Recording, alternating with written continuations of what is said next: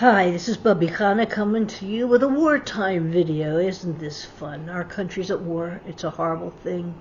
We have been attacked, we have been massacred, and I'm coming to you because if you have children, little children under the age of 5, and you need to get them to the bomb shelter, or you need to get them into hiding, or you need to get them into safety, how do you do this without traumatizing them? Because when a child that young hears the siren, the first thing they're going to do is freeze, the second thing they're going to do is cry, and neither one of those things is going to be helpful when you have 1 minute to get to the bomb shelter. So here's how you do it. It's preparation. Whether you are in Israel, the state that has actually been under attack by this evil enemy, or whether you are in another country that has been infiltrated by these same people. Because what happens in Israel happens eventually in the rest of the world. When we have peace here, it will spread. But if you remember back, when terrorism only happened in Israel, oh, another terrorist attack in Israel, another terrorist attack in Israel. The world didn't help us, and now the world has terrorist attacks. It's the same people. We have the same enemy. Right now they're coming for us first, and then they come for you. So whatever country you're in, if you're listening to this is how you get the kids in. You practice what we call the siren game when there is no siren. You let them know there's 2 types of siren. There's an all clear or a memorial siren. That has 1 note. That we're not in that game. That's not the game we're playing. The game we're playing is the musical one.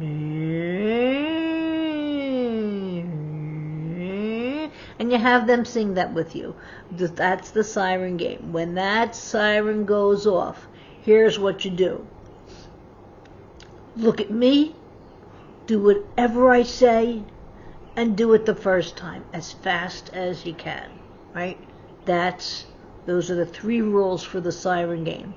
Now, the siren game goes into 2 directions. One, you play it and you're like, okay, the siren went off. Okay, everybody, here we go. Ready?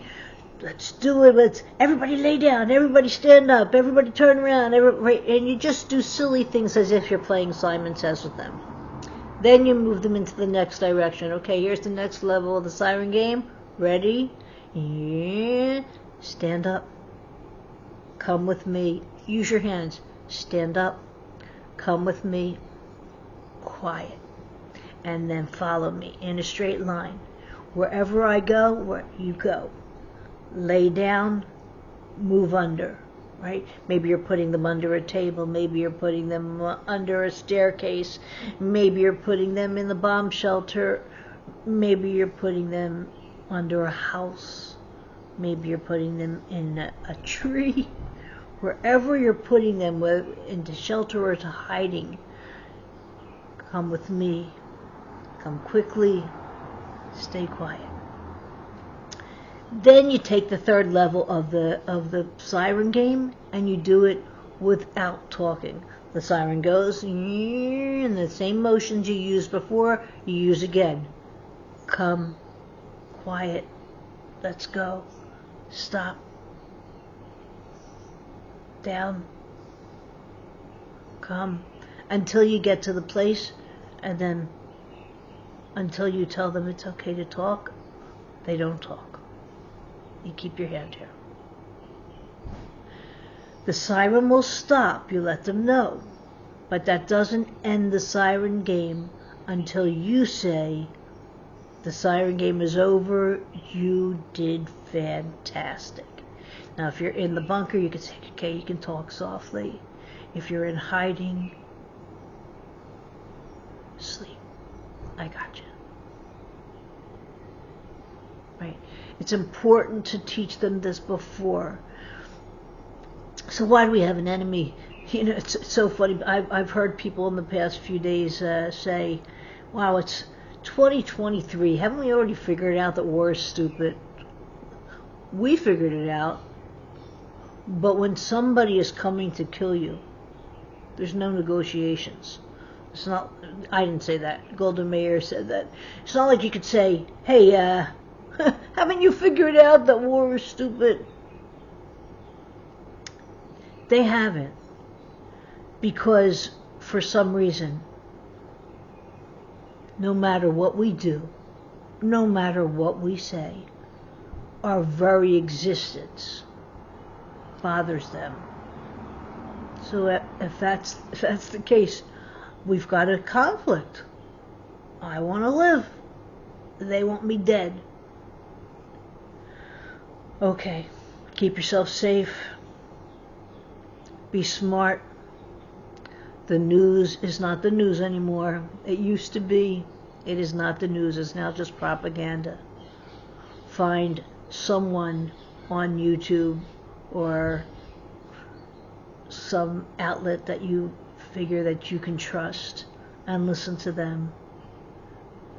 But the news, if you go on the news and you hear that word for word in every station, they're all saying the same things.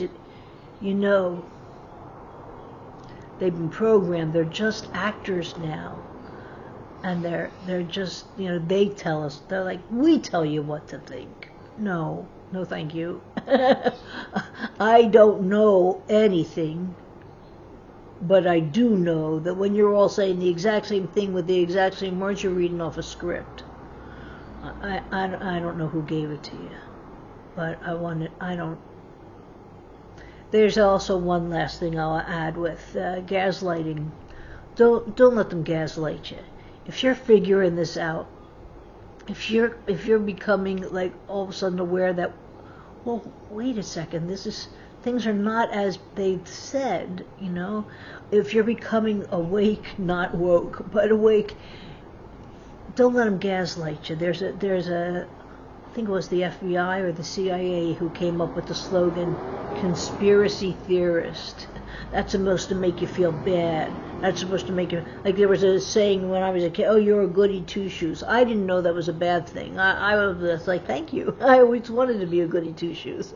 And they were actually insulting me. So when a conspiracy theorist is somebody who thinks outside the box and is not just a robot doing what they're told because the government has my best interests in mind. No government has my best interest in mind. The governments, they like power, and so we keep them very small power, we keep local power higher, we keep our individual freedom, and when people start to take away our individual freedom, then we have to think, what is really going on? What is the conspiracy? I have a couple theories. Do you? That's your Bubbie Pin for today. Keep your family safe. Talk to you later.